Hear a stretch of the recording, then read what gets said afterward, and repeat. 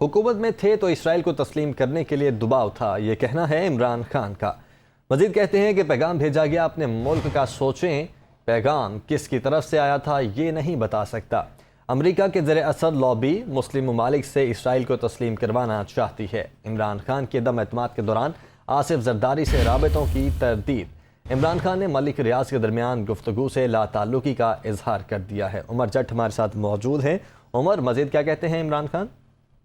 जी, chairman PTI Imran Khan की digital media के आज नुमाइंदों से मुलाकात हुई, जिसमें उनसे मुख्तलिफ सवालात किए गए और इसराइल के हवाले से भी सवाल हुआ कि वहाँ पर एक पाकिस्तानी वफ्द मुबैना तौर पर जिसे कहा जा रहा है कि वो वहाँ गया है और वहाँ पर मिला है। तो उस पर इमरान खान ने कहा कि जब वो हुकूमत में थे तो इसराइल को तस्लीम करने के लिए उनकी हुकूमत पर भी दबाव था और बाकायदा पैगाम भेजा गया कि आप अपने मुल्क का सोचें और इस तरफ जो है मामलात को लेकर आए।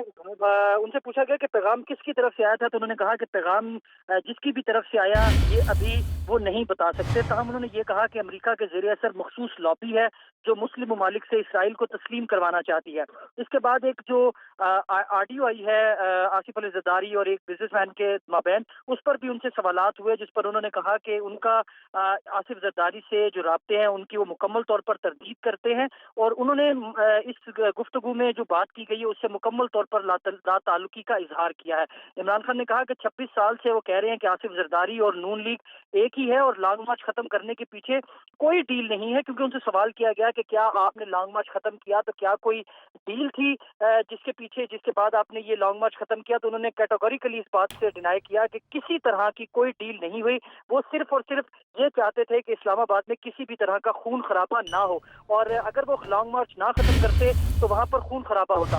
असम्बलियों से मुस्ताफी होने के हवाले से सवाल उनसे पूछा गया कि क्या अब असम्बलियों में जो इस्तीफों की तस्दीक है उसके लिए कौमी असम्बली सेक्रेटेरिएट में बुलाया जा रहा है आपके एमएनएस को, तो अब आप उस पर क्या लाहेमल अपनाएंगे। तो उन्होंने कहा कि असम्बलियों से हम मुस्ताफी हो चुके हैं जी। और उस वक्त जो चार्ज था कासिम सूरी के पास, उन्होंने इन तमाम इस्तीफों की तस्दीक की, इसलिए अब किसी भी रुकन को वहां जाने की जरूरत नहीं है, क्योंकि वो फ्लोर ऑफ द हाउस जो है वो इस तमाम लोग असम्बलियों से मुस्ताफी होने का ऐलान कर चुके हैं और ठीक किसी भी अब उन रुकन को इंफरादी तौर पर जाने की जरूरत नहीं है। ठीक है उमर, बहुत शुक्रिया आपका।